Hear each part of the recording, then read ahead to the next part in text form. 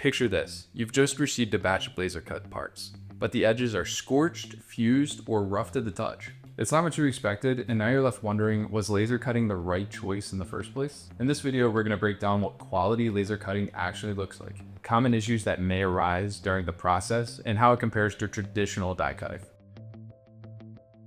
We often hear about quality issues from customers who receive laser cut parts in the prototyping stage, cut with a low-powered laser. So this is a common misconception that we want to address. Low-powered lasers have to heat the material up for longer in order to cut it. When you end up heating the material for a longer period of time, you're going to end up getting scorch marks, fused materials, or rougher edges. If these issues sound familiar, don't worry. Companies like Strouse use high-powered lasers to help cut these parts at a production quality level.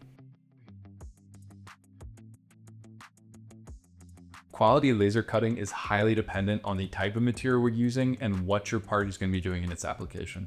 A high quality laser cut might look fine to the naked eye, but under magnification, you might see some rougher or jagged edges. These imperfections might be unacceptable based on your application. Factors like the type of laser used, material thickness, and cutting tolerances all influence the final result. For instance, Strouse uses CO2 lasers, which are effective for cutting flexible materials. But even within CO2 laser applications, there's a significant difference between the results from tabletop lasers used for prototyping and those from high-power production lasers. Communicating clear expectations for edge quality or design intent are critical things to consider when talking to a converter. Having that open and honest dialogue with your converter is essential because they might look at your part and say, hey, maybe there's a better way to cut this, like a digital knife for a similar process outside of laser cutting.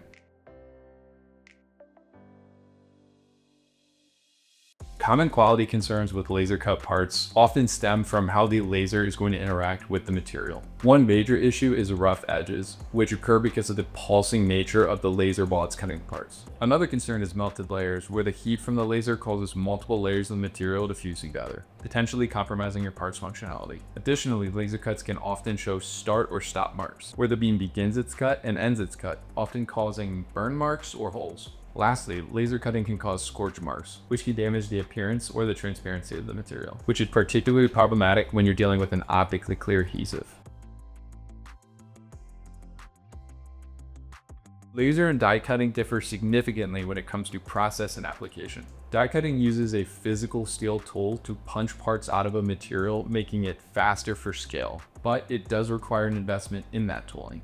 On the other hand, laser cutting uses a focused beam of energy to cut the material, allowing for you to hit tighter tolerances or more complex designs without the need to pay for that tooling upfront. However, laser cutting is generally slower and it's not quite as easy to scale, and sometimes those side effects like the edge quality or the discoloration might not work for the application.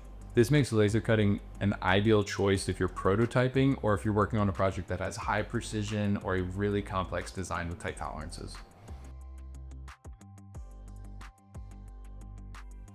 When setting expectations for a laser cutting project, it's important to be clear about how the aesthetic imperfections of laser cutting might be visible in the end product. Materials like polyimide, for example, tend to cut poorly with laser, often leaving behind a brown soot or dirty edges. If a clean cut with a clean aesthetic look is what's required, laser cutting might not be the best choice. However, if you understand the limitations and potential side effects your part might have from laser cutting, it might be the right choice for your project. If you want to learn more about laser cutting and how it might work in your part or in your production line, feel free to check out our Learning Center, where we have more videos on laser cutting as well as a bunch of other topics in the world of flexible materials. Thanks for watching.